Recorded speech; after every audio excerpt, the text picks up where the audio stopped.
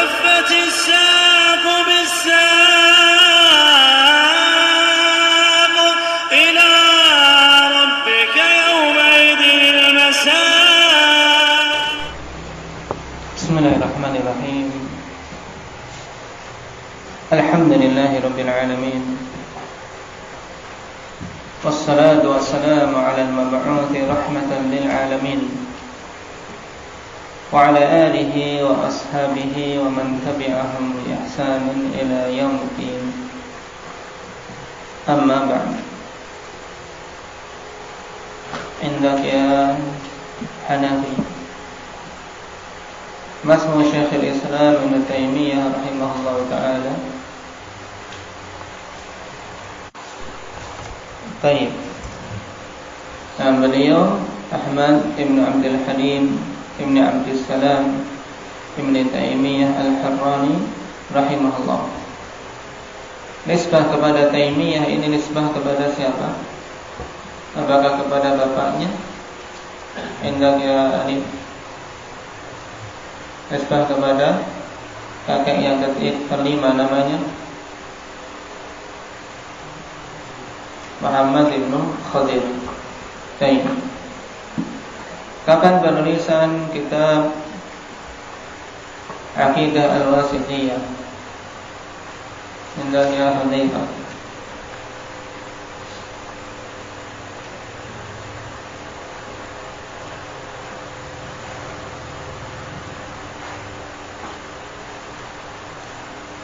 Setelah salat asar sampai yaitu intinya waktu antara asar, setelah salat asar sampai maghrib.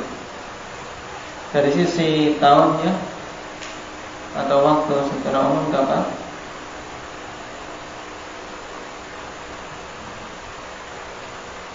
Yaitu setelah masuknya siapa? Anda keduluan.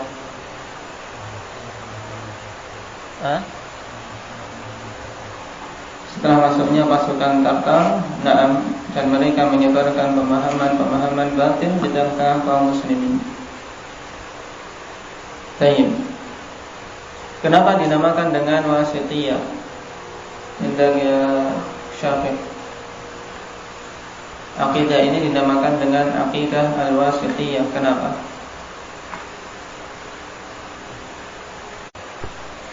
Nah, dikarenakan akidah tersebut ditulis berdasarkan permintaan dari seorang qadhi dari daerah Wasit, maka dinisbahkan kepadanya Al-Wasithiyah. Sebagian mengatakan alhamdulillah bahwasanya dikarenakan akidah ini tercakup padanya pemahaman ahli sunnah yang mereka itu adalah pertengahan, karena pertengahan antara ifrad dan tafrid, pertengahan pada pemahaman antara Jabriyah dan Qadariyah dan seterusnya. Nah, kalau dilihat dari sisi maka kita katakan iya. Tapi untuk dinamakan dengan Wasithiyah karena sebab itu maka tidak. Sebab kalau alasannya itu maka harusnya aqidah apa? Wasatiyah, bukan Wasithiyah. Tidak kan? Kalau Wasithiyah nisbah ke wasit. Tapi kalau Wasatiyah tanpa ada alif. Nah, baru kita katakan karena terkandung di dalamnya apa? Akidah pertengahan. Keyakinan yang adil antara ifrad dan tafrid. Pertengahan. Sehingga boleh kita katakan akidah Wasithiyah dan Wasatiyah dari sisi isinya. Ya, dari sisi isinya memang yaitu Wasatiyah sebagaimana nanti akan kita lihat dalam inti dari kitab ini. Di antara murid-murid Syekhul Islam Ibnu Taimiyah siapa saja? Indah ya Abu Zaid Ibnu Qayyim rahimahullah. Bahkan ini merupakan murid yang paling terkenal dan banyak menukilkan dari gurunya. Siapa yang mengatakan seandainya keutamaan Ibnu Taimiyah punya hanya punya murid ini saja itu cukup. Ibnu Hajar rahimahullah. Baik, yang lainnya siapa? Talha Ibnu Abdul Hadi. Baik. Apa hubungan beliau dengan masalah biografi? Hubungan Ibnu Abdul Hadi dengan permasalahan biografi Syekhul Islam.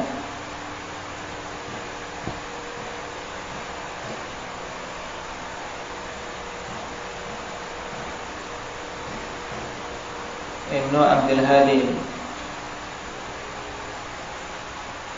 hubungannya apa? Indah Abu Ammar. Nah, karena beliau yang menulis kitab termasuk yang paling lengkap berhubungan dengan apa? Biografi Syekhul Islam Ibnu Taimiyah. Judulnya apa?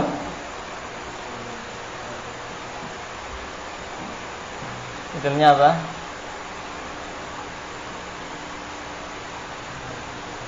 Al-Uqud Ad-Durriyah. Nah, Al-Uqud Ad-Durriyah.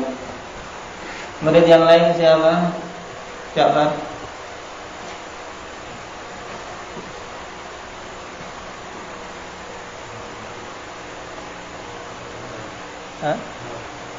Imam Az-Zahabi rahimahullah. Yang lainnya siapa lagi? Fauzan.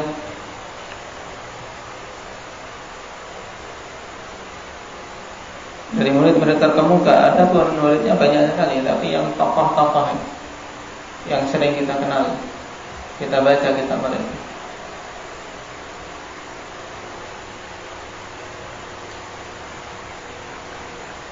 Baca Imam Ibnu Katsir rahimahullah ta'ala. Nah, Ibnu Katsir Al-Mufassir, beliau termasuk murid Syekhul Islam Ibnu Taimiyah rahimahullah ta'ala. Baik. Yang lainnya lagi siapa? Faisal.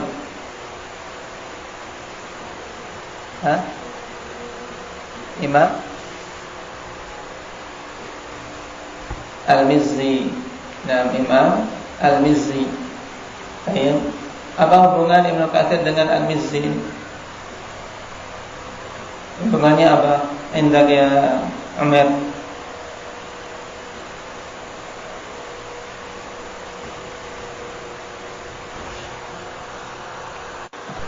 Baik, Al-Hafidz Ibnu Katsir rahimahullah ta'ala menikah dengan putri dari Imam Al-Mizzi rahimahullah. Baik, jadi akram tapi juga sekaligus guru. Nah,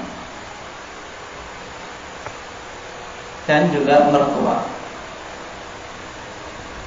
Baik, itu sekilas kemarin tentang Syekhul Islam Ibnu Taimiyah rahimahullah ta'ala, yang beliau hidup berarti di abad keberapa? Ulama qarn Zakaria qarn Sabi'. Nah, ulama abad ke-7. Karena beliau lahir tahun 600 berapa? 661. Kemudian meninggal tahun berapa?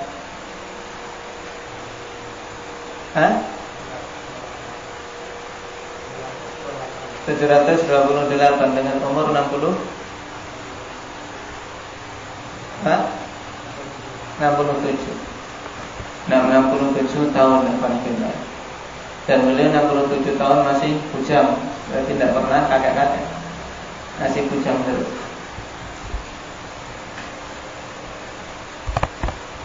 Karena hidup beliau habiskan untuk ilmu, dakwah, jihad, munadharah.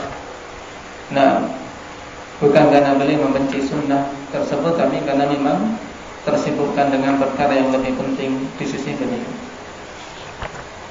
Baik, sekarang kita masuk pada inti kitab ini, Syarah Al-Aqidah Al-Wasithiyah, yang dikarang oleh Al-Allamah Al-Fauzan hafizahullah ta'ala. Sengaja kita memilih syarah beliau, walaupun di sana ada syarah-syarah yang lain yang lebih lengkap.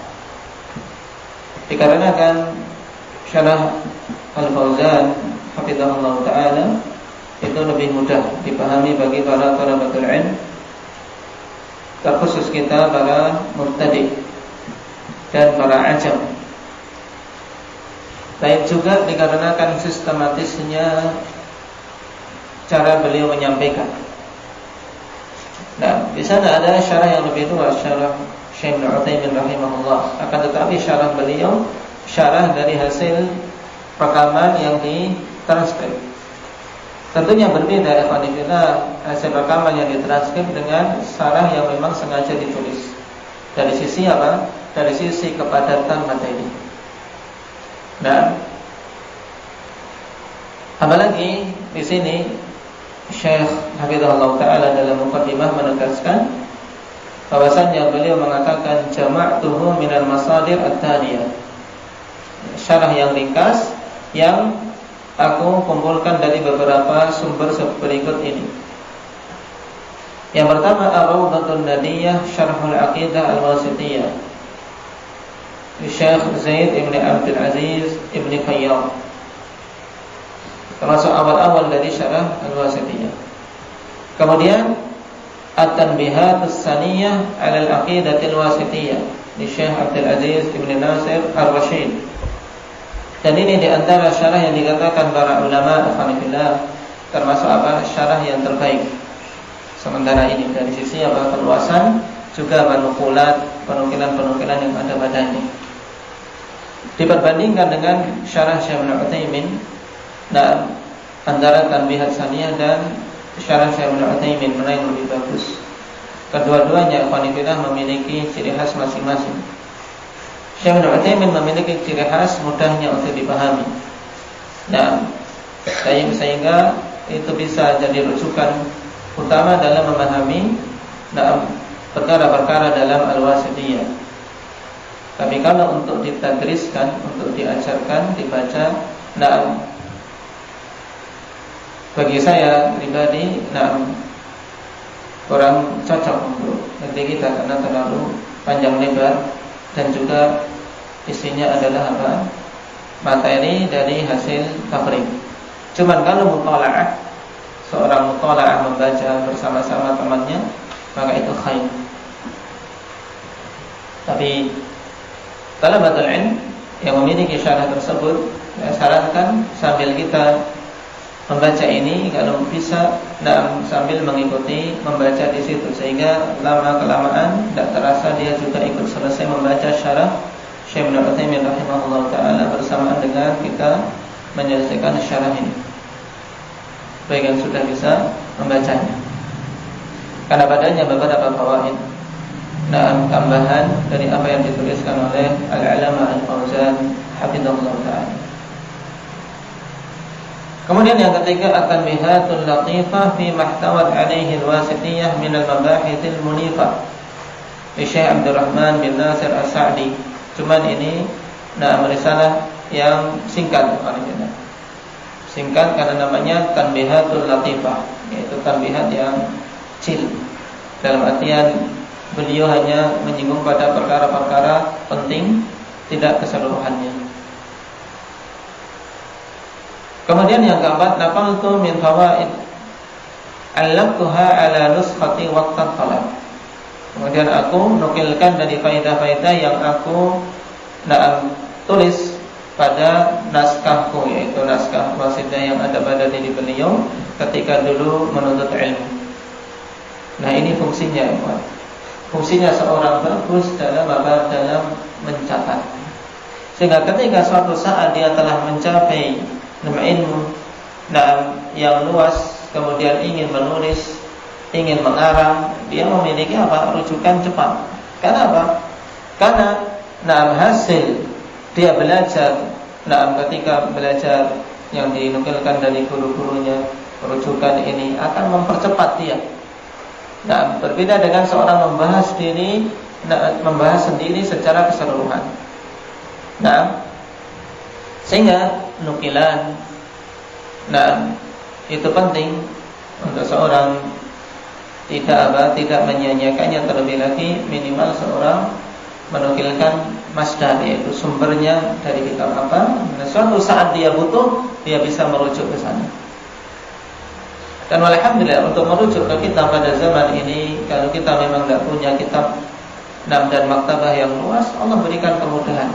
Dengan banyaknya kitab-kitab PDF dan juga banyaknya kitab yang sudah dimasukkan dalam maktabah Asy-Syamilah, yang semoga Allah Subhanahu wa taala berikan pahala bagi mereka-mereka yang telah mewakafkannya. Usaha yang besar dari mereka-mereka yang berkecimpung dalam menyusun maktabah ini. Kemudian yang kelima, wa fi ma yata'allaqu bi tafsiril ayati naqaltu min kutubit tafsir ka Fathul Qadir lil Imam Muhammad bin Ali Asy-Syaukani wa tafsiril Qur'anil Azim li Syekh Ismail bin Katsir. Nah, dan yang berhubungan dengan tafsir aku nukilkan dari kitab-kitab tafsir seperti Fathul Qadir karangan Asy-Syaukani dan Tafsir Ibnu Katsir. Ini sumber penulisan. Sehingga apa? Nah, risalah datang dalam bentuk ringkas tapi memiliki apa? Memiliki faedah yang padat. Oleh karena itulah diharapkan dari penjabaran yang ringkas tersebut antum semua bisa memahaminya, kemudian apa? Mampu mengungkapkan, menyampaikan. Yang penting baik paham dan bisa mengungkapkan. Kalau paham untuk diri sendiri paham tapi tidak bisa mengungkapkan, nah sama saja. Nah, sama saja tidak paham jadinya. Nah, baik. Qala al-musannif rahimahullah ta'ala, bismillahirrahmanirrahim. Qala syarih, ibtada al-musannif rahimahullah kitabahu bil basmalah.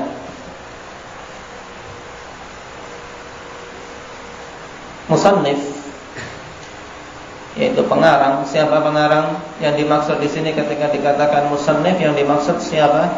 Irban? Saleh Al-Fauzan. Siapa? Kalau dikatakan musannif di sini, Indah Arin Syekhul Islam Ibnu Taimiyah rahimahullah. Ya. Kalau Syekh Al-Fauzan beliau syarih. Tapi kalau musannif yang dimaksud adalah apa? Adalah Syekhul Islam Ibnu Taimiyah, pengarang matannya. Ya, pengarang matan. Musannif dengan muallif sama, karena intinya adalah apa? Tasnif dengan taklif, intinya yaitu mengumpulkan. Namanya taklif adalah apa? Menggabungkan, disusun dengan bagus.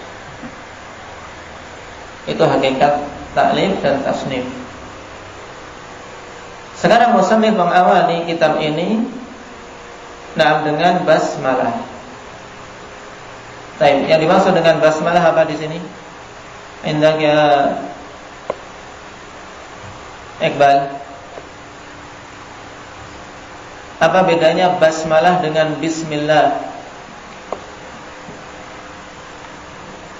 Kenapa tidak dikatakan ibtada'a kitabahu bil bismillah, tapi bil basmalah?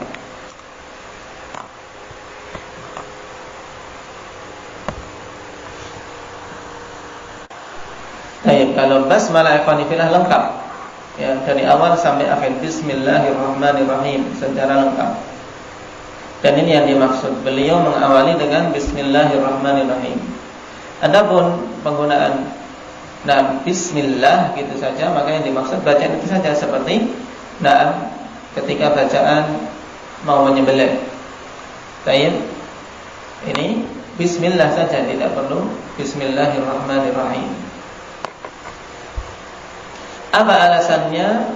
Iktidaan bil kitabil aziz, haitsu ja'atil basmalatu fi ibtida'i kulli surah. Sebagai bentuk peneladanan terhadap Al-Kitabul Aziz, yaitu untuk meneladani Al-Quran, di mana datang basmalah pada awal setiap surah. Ya, di setiap awal surat ada penulisan basmalah. Ma'ada surat Bara'ah, selain surat Bara'ah. Yang dimaksud surat Bara'ah apa? Indaka Hudzaifah At-Taubah. Waqtida'an bin Nabi sallallahu alaihi wasallam haitsu kana yabda'u biha fi mukatabatihi. Dan alasan yang kedua untuk mengikuti, untuk meneladani Nabi sallallahu alaihi wasallam di mana beliau mengawali dengan basmalah pada surat-surat beliau yang beliau tulis. Jadi ada dua alasan penulisan basmalah dalam kitab ini, alhamdulillah. Yang pertama untuk mengikuti Al-Quran, dan yang kedua untuk mengikuti Nabi sallallahu alaihi wasallam yang menulis surat-suratnya diawali dengan basmalah, sebagaimana hadits yang masyhur tentang kisah Hirakal. Baik, dia menulis kepada Hirakal Azimir Rum, Bismillahirrahmanirrahim, min Muhammad ibni Abdullah ila Hirakal Azimir Rum. Kemudian bahkan ikhwanifillah, hal ini juga merupakan apa? Sunnah para anbiya. Maka alasan yang ketiga berarti apa? Iktidaan bil anbiya, juga mengikuti para nabi sebelum Rasulullah SAW. Dan sebagaimana Allah Subhanahu wa taala katakan tentang kisah Nabi Sulaiman, innahu min Sulaiman wa innahu bismillahirrahmanirrahim. Sungguhnya itu dari Sulaiman dan sungguhnya padanya bismillahirrahmanirrahim. Berhubungan dengan penulisan basmalah di awal setiap surat, di sana pembahasan dan khilaf yang panjang di kalangan para ulama, apakah basmalah tersebut merupakan ayat pertama dari setiap surat, ataukah dia ayat pertama dari Al-Fatihah saja, ataukah dia ayat yang khusus yang Allah Subhanahu wa taala turunkan. Ini khilaf panjang dalam masalah ini, tapi ringkas secara khonifillah yang rajih dalam masalah ini, sebagaimana telah kita lewati pada pembahasan yang lalu, apa? Indahnya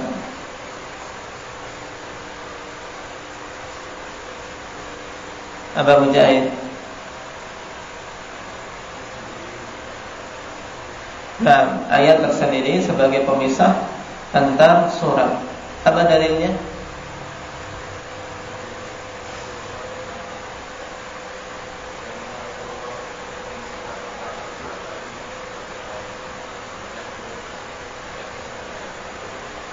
Sahabinya siapa? Nah, dalam hadits Ibnu Abbas radhiyallahu anhu, di mana Rasul sallallahu alaihi wasallam dulu, sebelum turun basmalah, tidak mengetahui pemisah antara surat yang satu dengan surat yang lain. Kemudian Allah turunkan basmalah lil fasl bainas suwar. Allah turunkan basmalah untuk memisahkan antara surat yang satu dengan surat yang lain. Lalu kenapa pada awal surat Al-Bara'ah tidak dituliskan? Dikarenakan penulisan ini tauqifiyah dan para sahabat memang tidak menuliskan. Sebab Nabi SAW tidak memerintahkan untuk ditulis di situ. Ini pendapat yang paling kuat tentang sebab kenapa tidak dituliskan basmalah di awal Bara'ah.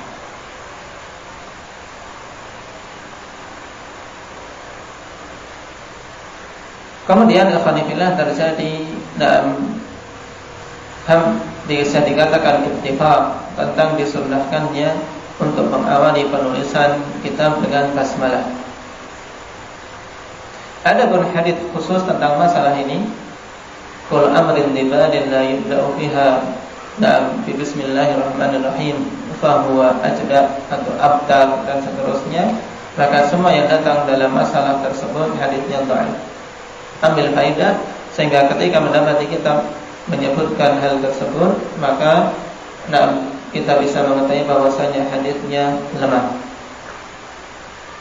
Sehingga landasan utama dalam masalah ini tiga hal tadi: iktidaan bi kitabillah, waqtidaan bi sunnatin Nabi sallallahu alaihi wasallam wa iqtidaan bi sunnatil anbiya qabla.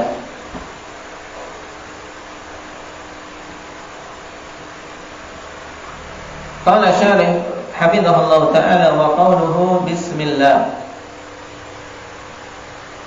Al-ba' lil isti'anah.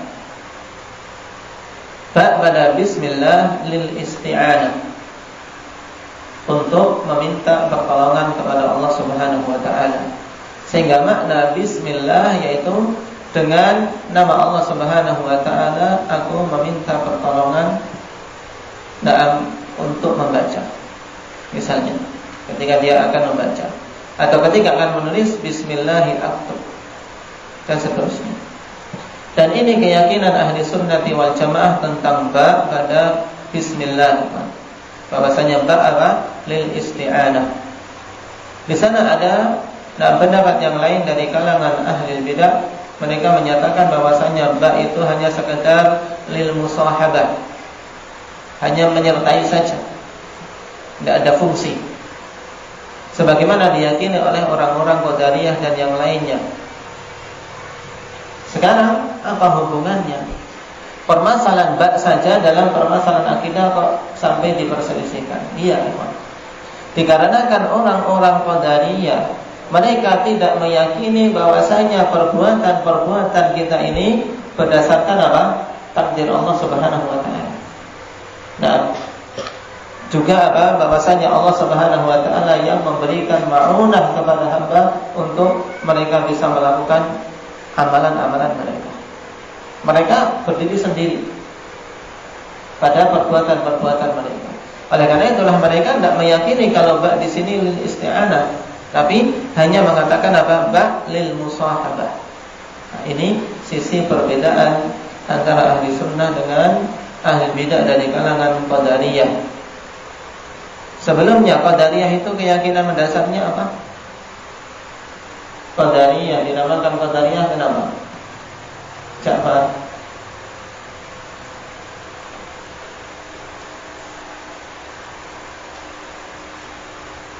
Karena mereka tidak beriman tentang takdir, tidak meyakini takdir, tidak meyakini bahwasanya Allah Subhanahu wa taala yang menetapkan semua hal-hal yang terjadi di muka bumi ini. Makanya Nabi SAW katakan al-qadariyah majusu hadhil ummah. Qadariyah itu orang-orang majusinya umat ini. Kenapa? Karena seperti orang-orang majusi, mereka meyakini adanya pencipta selain Allah. Demikian pula orang Qadariyah. Konsekuensi keyakinan mereka meyakini bahwasanya setiap manusia masing-masing adalah pencipta amalannya sendiri-sendiri, sehingga tidak butuh pertolongan dari Allah. Ini hubungannya dengan ba pada basmalah. Paham sampai di sini? Nah, wal ismu fil lughati ma dalla ala musamma. Dan al ismu pada bismi, al ism. Dan taib secara bahasa yaitu ma dalla ala musamma, apa saja yang menunjukkan atas sesuatu yang dinamai. Mungkin antum menganggap remeh pengertian ini, padahal pengertian ini ada khilaf panjang padanya. Nah, ada khilaf panjang padanya di kalangan ahli kalam, sampai ada 8 pendapat sekitar. Berhubungan dengan apa? Apakah isim itu huwal musamma atau ghairul musamma? Nah, apakah isim itu adalah musamma atau selain musamma yang dinamai? Tapi kita tidak perlu membahas panjang lebar tentangnya karena faedahnya kecil. Itu permasalahan yang ahli kalam bertele-tele padanya dan akhirnya terjatuh dalam banyak penyelisihan. Ambil saja kesimpulannya bahwasanya isim yang dimaksud secara bahasa yang sahih yaitu madalla ala musamma, yaitu apa saja yang menunjukkan kepada sesuatu yang dinamai. Paham? Contohnya, nah, Nabil. Nabil. Nah, nama Nabil ini adalah apa? Sesuatu yang menunjukkan kepada seseorang yang dinamai Nabil, ya ini orangnya. Ini. Paham? Ini maksud madalla ala musamma. Baik. Wa fil istilah. Adapun secara istilah, dan istilah yang dimaksud istilah nahwiyah. Istilah dalam ilmu nahwu, yaitu madalla ala ma'nan fi nafsihi wa lam yaqtarin bi zaman. Yaitu apa saja yang menunjukkan atas suatu makna pada dirinya, yaitu menunjukkan makna pada dirinya sendiri, bukan pada perkara lain. Nabil ya untuk menunjukkan makna padanya, bahwasanya yang dinamai itu adalah nabi. Walam yaqtarin bi zaman, dan tidak berhubungan dengan zaman, tidak ada hubungan dengan waktu. Baik, dan ini jelas insyaallah taala pada pembahasan nahwu. Cuma tadi ya kawan, yang perlu antum ingat-ingat bahwasanya isim secara lughah nama dalla 'alal musamma ini ada khilaf panjang di belakang itu. Tapi itu pendapat yang rajih sehingga dipegang.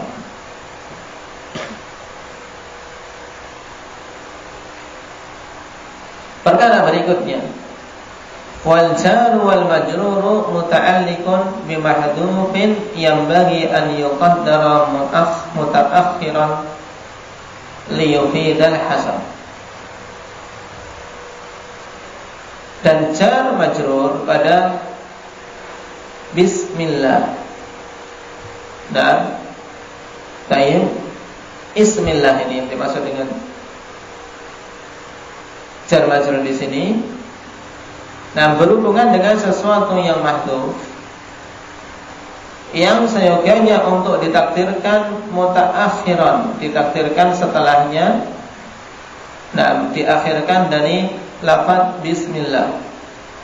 Untuk apa? Untuk memberikan faidah hasab, memberikan faedah pembatasan. Dan memang perlu diketahui, setiap kita mempelajari kitab akan kita dapati pembahasan tentang Bismillahirrahmanirrahim. Karena semua kitab-kitab para ulama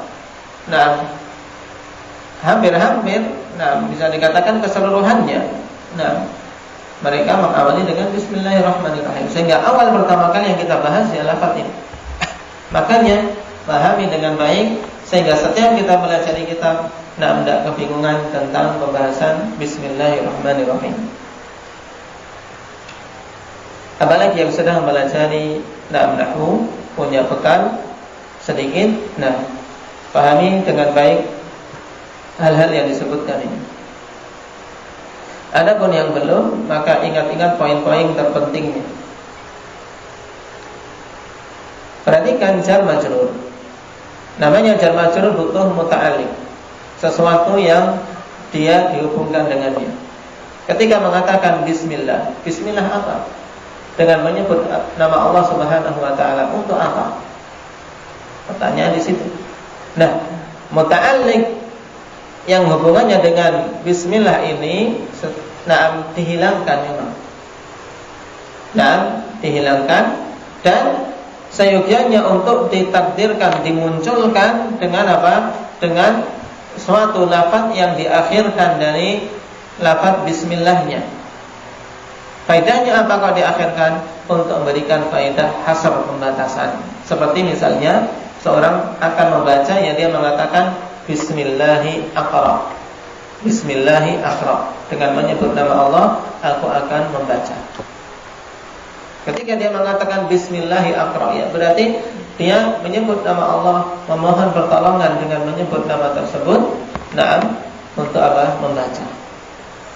Ini yang dimaksud diakhirkan Bismillahi aqra. Aqra ini diakhirkan dari Bismillah. Faedahnya apa tadi? Hasar. Hasar itu pembatasan. Maksudnya hanya dengan menyebut nama Allah saja, tidak menyebut nama lain. Baik? Paham?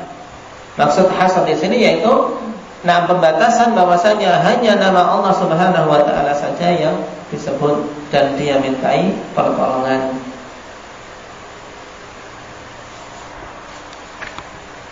Padahal boleh seorang mengatakan aqra'u bismillah.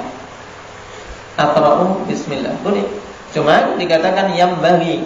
Ya, lebih bagus di sini untuk apa ditakdirkan aqra'unya ini setelah bismillah untuk memberikan makna hasr. Sebab kalau aqra'u bismillah maka ini apa? Tidak akan ada faedah hasr padanya. Juga alasan yang lain ikhwani fillah dengan diakhirkan ya takdir. Takdir kata aqra ini untuk apa? Untuk tabarruk dengan nama Allah, sehingga nama Allah disebutkan di depan. Agar tidak ada yang mendahului nama Allah Subhanahu wa taala kalimat apapun.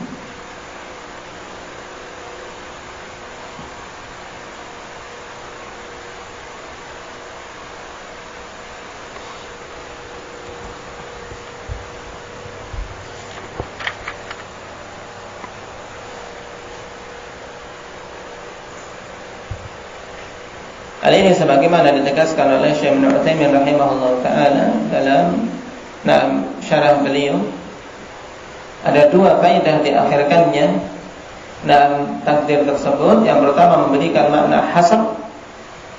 Yang kedua untuk apa? Tabarrukan, tayammunan bil bada'ah bismillah subhanahu wa ta'ala.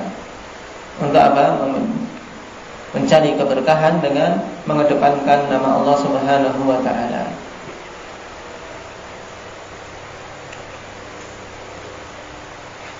Kemudian dihilangkannya takdir, tidak disebutkan bismillahi aqra'u ar-rahmanir rahim. Tidak disebutkannya hal tersebut. Dan agar bisa untuk apa? Digunakan dalam mengawali semua perbuatan yang dilakukan oleh hamba, sehingga mencakup umum. Seorang mengatakan bismillahirrahmanirrahim mencakup banyak hal, mau membaca, mau menulis, dan seterusnya. Kemudian wallah, lafzul jalalah, alamun ala dzatil muqaddasah, adalah suatu nama atas zat yang disucikan, atas zat yang maha suci, yang terlepas dari semua cacat dan celah. Yang diantara nama Allah Subhanahu wa taala adalah Al-Quddus. Makna Al-Quddus apa? Makna Al-Quddus apa Zain? Zat yang tersucikan dari semua kekurangan. Jadi Az-Zat Al-Muqaddasah. Di antara namanya tersebut adalah Allah. Yarhamukallah. Bahkan nama ini ikhwani fillah merupakan nama yang paling agung yang dikatakan oleh Nabi sallallahu alaihi wasallam, tayyib al-ismul a'zam. Tayyib yaitu nama yang paling agung. Yang rajih untuk nama yang paling agung bagi Allah Subhanahu wa taala adalah lafzul jalalah itu sendiri, yaitu lafaz apa? Allah. Wa maknahu, dan makna lafzul jalalah ini Allah, dzul uluhiyah wal ubudiyyati ala khalqihi ajma'in. Ini diingat-ingat makna ini. Makna Allah yaitu dzul uluhiyah wal ubudiyyah ala khalqihi ajma'in, yaitu zat yang memiliki sifat uluhiyah dan sifat ubudiyah atas keseluruhan makhluknya. Maksudnya apa? Yaitu dialah satu-satunya zat yang wajib dan berhak untuk diibadahi oleh semua makhluk. Ini makna dari lafaz Allah. Sehingga ketika kita mengucapkan lafaz ini Allah, Allah, Allah, maka maksudnya itu dialah satu-satunya zat yang berhak diibadahi. Oleh karena itulah kalau menyebut nama Allah, menyerahkan ibadah kepada selain Allah, berarti dia tidak paham tentang makna nama tersebut. Sekarang diambil dari kata apa lafaz ini?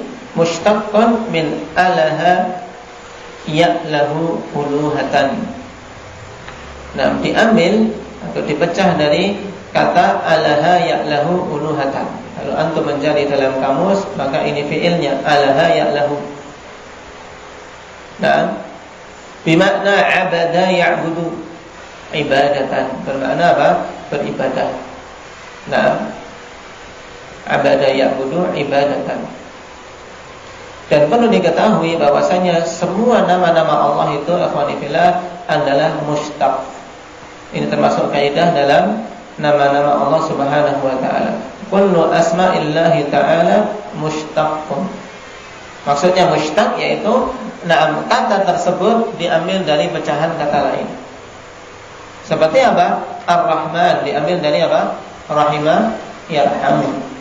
Ar-Rahim sama. Kemudian Ar-Razzaq diambil dari apa? Indal Ridwan. Nah, Razzaqa yarzuqu dan seterusnya. Diingat hal ini bahwasanya nama-nama Allah adalah semuanya mushtaq. Dengannya kita bisa membantah orang-orang yang mengatakan di antara nama Allah adalah Ad-Dahr misalnya. Ad-Dahr tidak mushtaq, maka bukan nama bagi Allah Subhanahu wa taala. Fallahu ilahun bimakna ma'luhun ay ma'bud. Dan Allah adalah ilah, maknanya ma'luh, yaitu ma'bud yang diibadahi.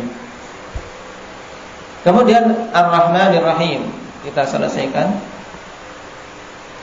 Ismani kalimani min asma'ihil husna dalani ala ittisafihi ta'ala birrahmah. Dua nama yang mulia dari nama-nama Allah yang husna, yang menunjukkan atas pensifatan Allah Subhanahu wa taala dengan Ar-Rahmah. Ala ma yaliqu bi jalali, sesuai dengan apa yang pantas bagi Allah Subhanahu wa taala. Nah, sesuai dengan kesempurnaannya dan kemuliaannya. Karena orang-orang Asy'ariyah tidak mau mensifati Allah Subhanahu wa taala dengan sifat rahmah, karena alasannya ini menunjukkan Allah itu lemah. Padahal sifat rahmah yang ada pada Allah berbeda dengan rahmah yang ada pada makhluk. Rahmat Allah Subhanahu wa taala sesuai dengan keagungannya. Ar-Rahmanu dzur rahmatil 'ammah li jami'il makhluqat war-Rahimu dzur rahmatil khassah bil mu'minin. Ini perbedaannya. Ar-Rahman adalah zat yang memiliki sifat rahmah yang umum mencakup semua makhluknya. Dan ini, rahmat yang seperti ini hanya didapat di dunia. Yang didapat oleh semua makhluk ya di dunia saja. Tidak dibedakan antara yang mukmin maupun kafir. Sedangkan Ar-Rahim dzur rahmatil khassah bil mu'minin. Ar-Rahim adalah zat yang memiliki rahmat yang khusus bagi orang-orang yang beriman, yang mereka akan mendapatkan rahmat di dunia maupun di akhirat. Baik, ini sebagian perbedaan yang dibawakan oleh para ulama tentang Ar-Rahman dan Ar-Rahim. Qala ta'ala wa kana bil mu'minina rahima, dan adalah dia terhadap orang-orang yang beriman itu rahim, sangat mengasihi. Baik, barakallahu fiikum. Diingat-ingat faedah seputar basmalah ini. Naktafi bihadza walhamdulillahirabbil alamin.